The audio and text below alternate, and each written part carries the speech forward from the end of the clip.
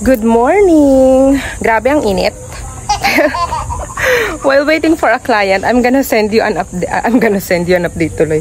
Ano to? I'm gonna take a video update for Alora Heights. Okay? So ayan no, ginagawa na siya guys. Ang bilis.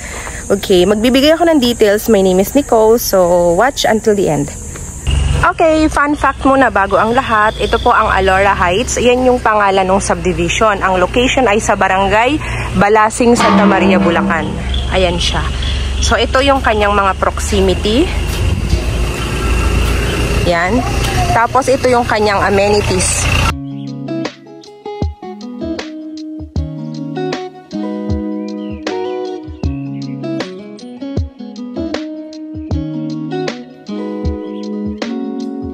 Tapos, yung house features niya ito.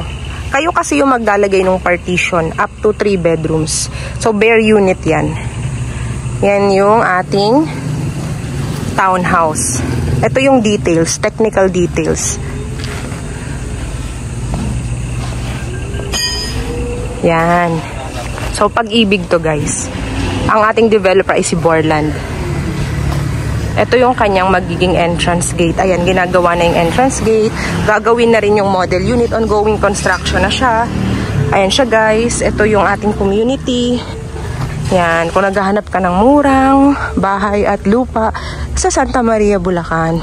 Ito na po sa lahat ng hawak ko. Yung pinakamura. Townhouse yan ha. Yan. Ganyan siya guys, okay? Alrighty, ganda ng pagkakagawa. Hindi yan precast ha. Talagang ano yan, semento at CHB and ano, mga bakal. Yan, conventional.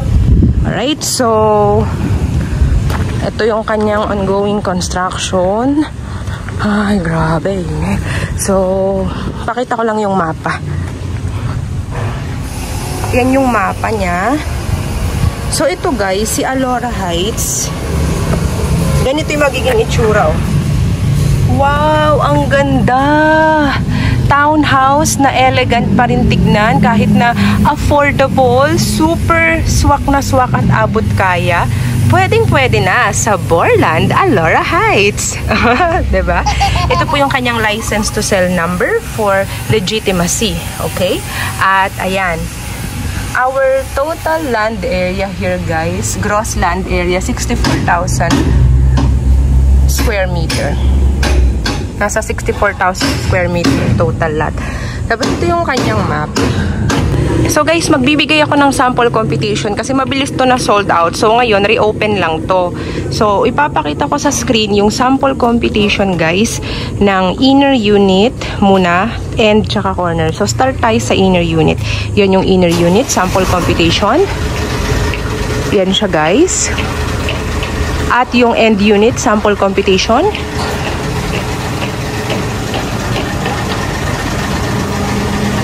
And of course, corner unit sample computation.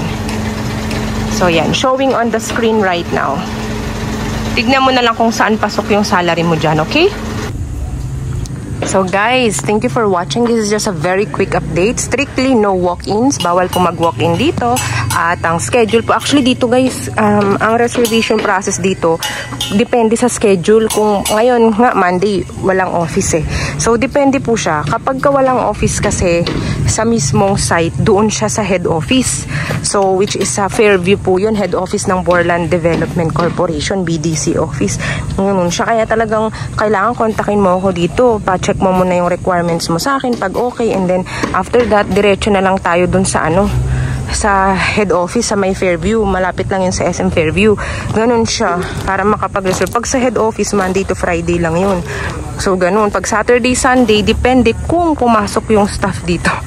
So ganun po siya guys. So kailangan bigyan nyo ako ng heads up kasi talaga bawal mag-walk-in dito. So again, my name is Nicole. All you have to do is to contact me directly, Viber, WhatsApp. Okay, showing on the screen. Alright guys, so just contact me, mention Alora Heights. Ayan. O kaya naman, pina-flash ko rin sa screen yung aking Facebook or Messenger. May blue check, legit yan yung aking account. So follow me, and then thank you everyone for watching. I hope to see you all soon. Have a nice day.